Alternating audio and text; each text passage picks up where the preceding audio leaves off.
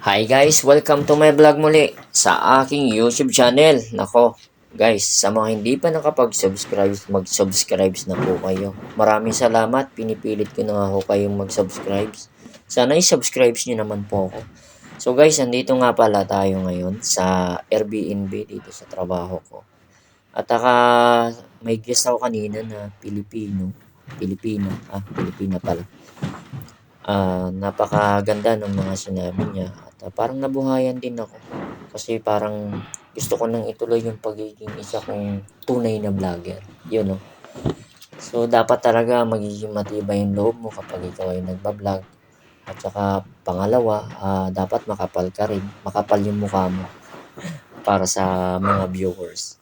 Dahil kung wala kang views, so wala ka rin kinikita. Sa pagbablog ko nga pala ay hindi gaano trending ang mga vlog natin. Siyempre, hindi pa tayo sikat. Kaya ito, sinisikap kong sumikat para tayo ay mag-trending. So ngayon nga pala guys, nakakuha nga pala ako ng inspirasyon. Yun. Hindi, the inspiration pala kanina.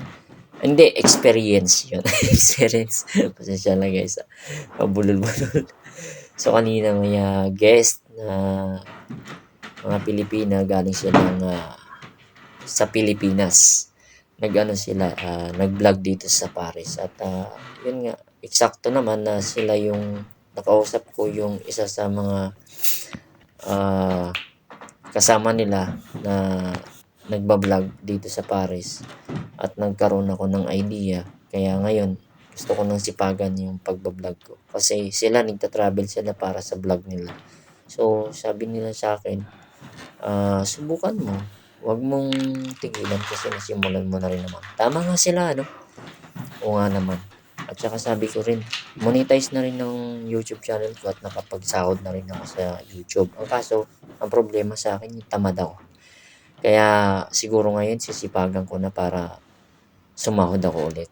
Panahon na siguro para sumahod ulit. Yun. So sana magustuhan nyo ang aking video, no? At sa mga makapanood nito, mga tulad kong vlogger, huwag kayong mawalan ng pag-asa.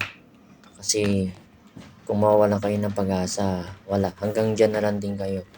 Tsaka dapat tibayan nyo yung loob nyo. Lakasin yung loob nyo. Kasi pinasok nyo na yung pagiging vlogger eh.